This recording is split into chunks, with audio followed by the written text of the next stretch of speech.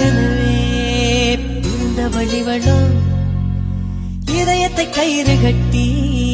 இழுத்த வழிவளோ